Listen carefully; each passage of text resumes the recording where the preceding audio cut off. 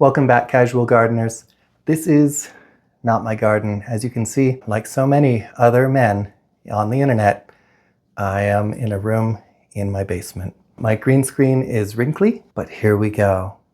This video is actually not specifically about my garden. It's kind of all about me and a thing that happened to me a little while ago. And that thing is this. So I got my certificate of completion for the USU Extension Master Gardener program.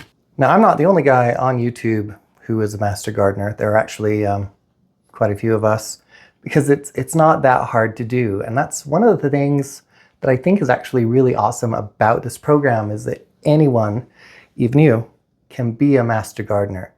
So a Master Gardener is just somebody who earned this certification from a land-grant university here in the United States, or there are other universities in Canada. I don't know if they're land-grant. I'm not a Canadian, eh? Canadians, let us know in the comments what kind of university grants Master Gardener certification in Canada. Every state in the United States has a land-grant university, and all of them should be participating in the Master Gardener program now. So having this certificate means that we've done the relevant work and taken up-to-date classes, and we've learned scientifically demonstrated and up-to-date methods for gardening. And it also means that we've put in some service to our community. My Master Gardener program required that we complete at least 40 hours of community service in gardening towards our Master Gardener certification.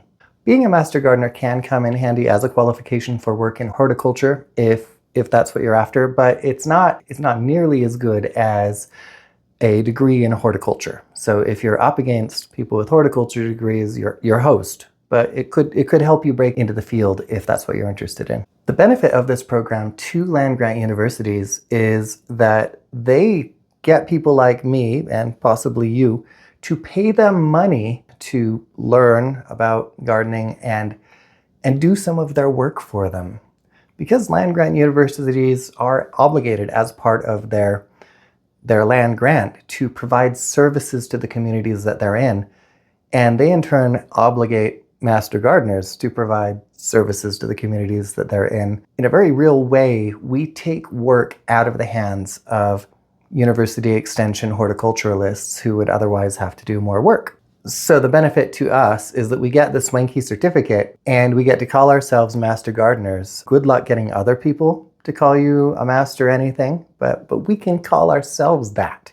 And then on top of that, we get lots of awesome opportunities to volunteer in our communities. And through the volunteer process, I actually learned a lot about gardening in my community that I hadn't known before. So I feel enriched as a gardener for that. We get to network with and meet other gardeners in our communities.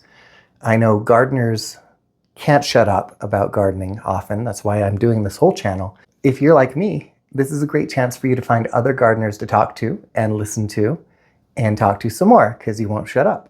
So while I was researching this topic, I learned online that there are almost 95,000 Master Gardeners in the US and Canada right now.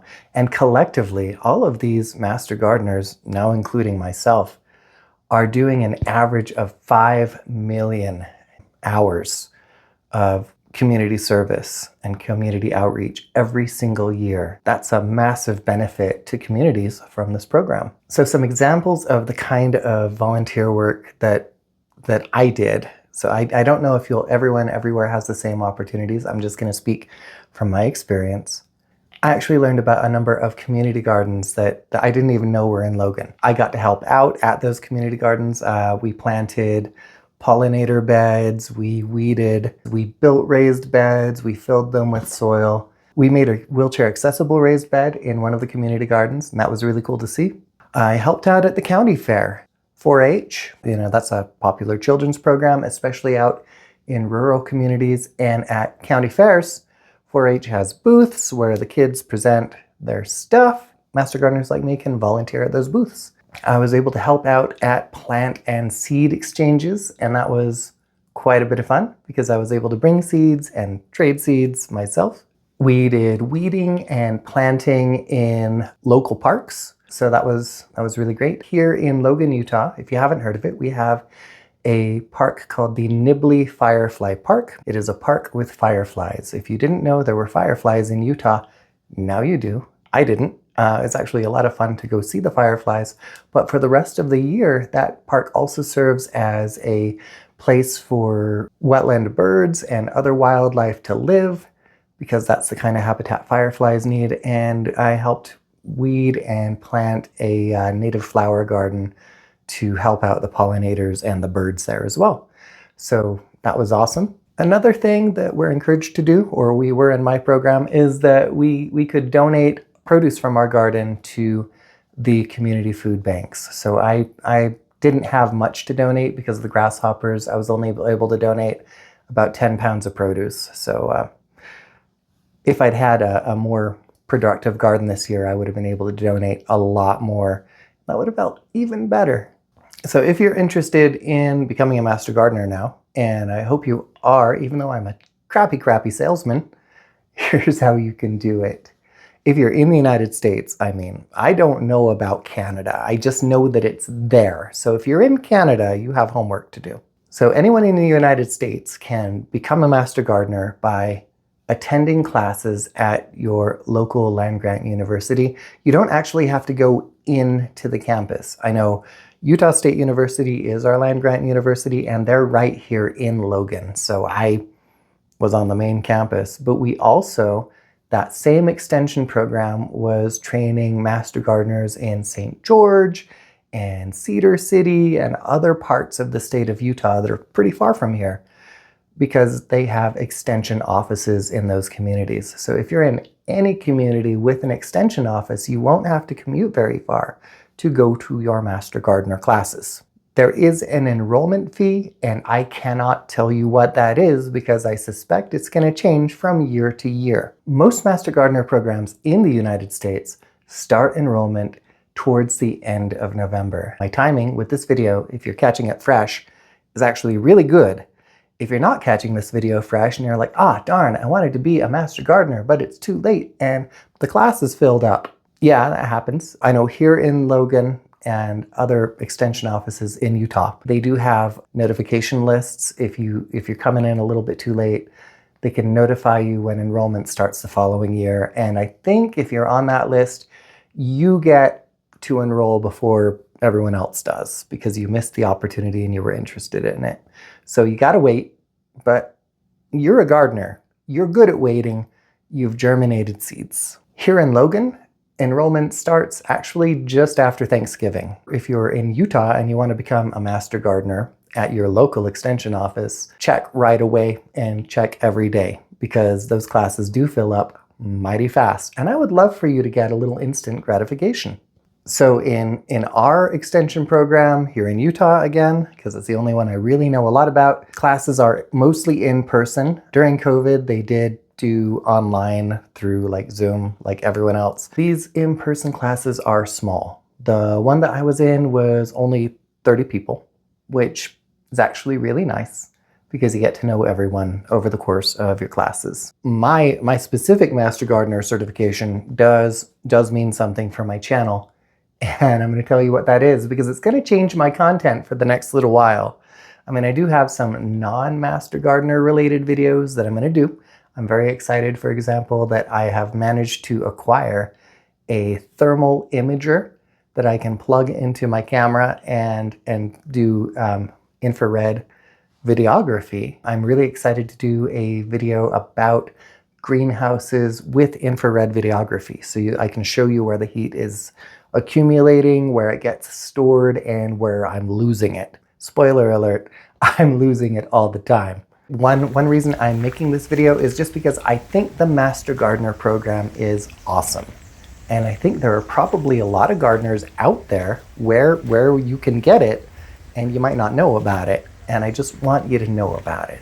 But the second thing is I will be making Master Gardener related videos. These videos are not a substitute for attending Master Gardener courses. You will not get a certificate of any kind from watching my videos, and you will not learn everything that Master Gardeners learn. but I do think it would be fun to give you just a taste, just a free sample to get you hooked of the things that you will learn as a master gardener so that you can go to your local land-grant university or your university in Canada, whichever ones are doing it there, and you can become a master gardener because now you have no choice because I got you hooked. So all of those new master gardener related or inspired videos are going to go in their own playlist, so you can watch through them in order. And I'm going to go through the topics in the same order they were taught to me because the order kind of made sense, and the horticulturalists at Utah State University put a lot of thought into it, and I'm not going to mess with their good thing that way. Now, I'm also not going to be plagiarizing their stuff because it is their intellectual property. So again, this is not what you would learn there. You got to go to the classes if you want to get their stuff. If you're excited about this, or you're just happy to see that I'm making videos again after, gosh, a month. It's been a month with no new videos.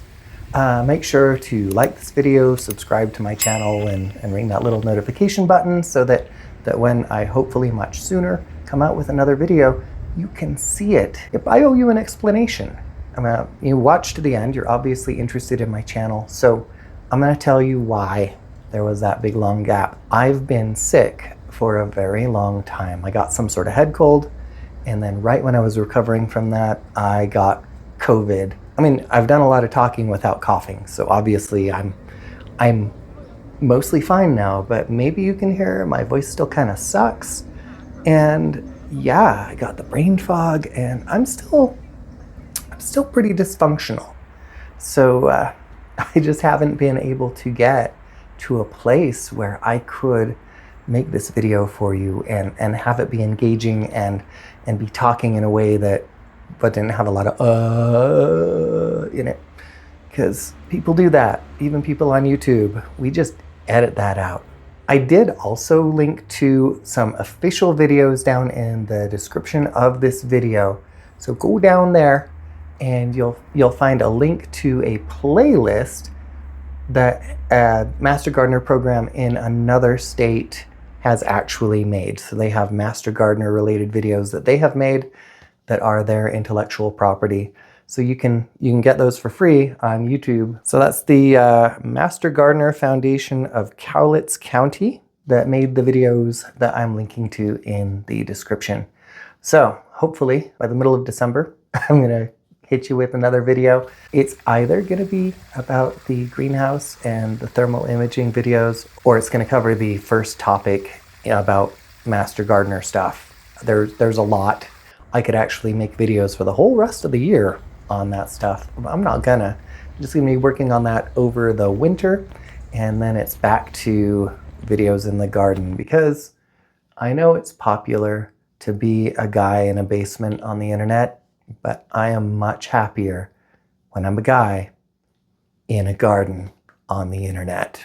So thank you for joining me in my garden adjacent basement.